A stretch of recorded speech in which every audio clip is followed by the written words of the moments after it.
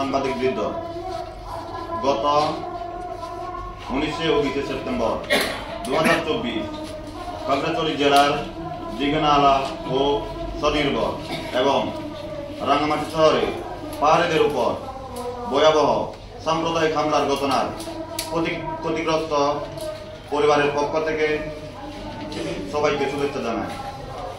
48 ঘন্টা ধরে চলা এই বর্বরচিত হামলার 4 জন নিহত ও শতাধিক আহত হন, যারা সবাই পাহাড়ি।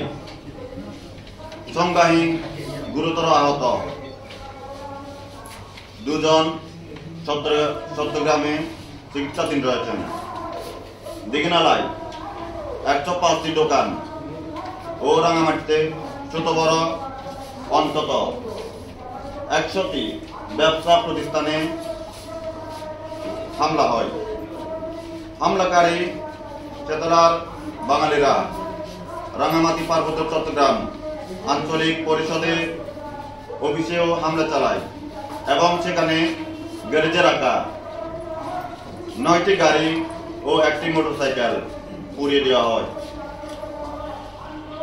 এছাড়া চেতলারা বৌদ্ধ ধর্মীয় প্রতিষ্ঠান মৈত্রী বিহারেও হামলা, ভাঙচুর এবং লুটপাট চালায়। হামলা শেষ হওয়ার পরই কেবল প্রশাসন রাঙ্গামাটি ও খাগড়াছড়িতে 144 ধারা আইন জারি করে।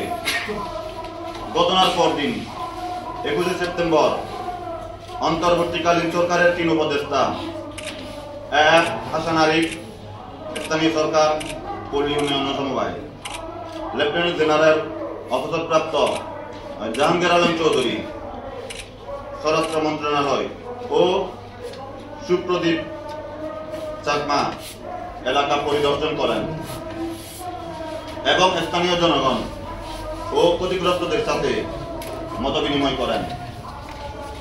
গত বৃহস্পতিবার সরকার 7 সদস্য বিশিষ্ট একটি তদন্ত কমিটি গঠন করলেও হামলা, খুন ও লুটপাটের সাথে জড়িত কাউকে এখনো পর্যন্ত গ্রেপ্তার করা হয়নি। অন্যদিকে পাহাড়িদের মধ্যে এখনো ভয়, ভীতি ও আতঙ্ক কাটেনি। হামলার ঘটনা সোশ্যাল মিডিয়ায় যারা লাইভ করেছিলেন তাদেরকে পুলিশ গ্রেপ্তারের জন্য খুঁজছে বলে বিভিন্ন তথ্যসূত্রে জানা গেছে। প্রিয় সাংবাদিক বন্ধুরা, প্রথম আলোর তথ্য মতে গত বুধবার 18 সেপ্টেম্বর খাগড়াছড়ি সদরে মোটরসাইকেল চুরিকে কেন্দ্র করে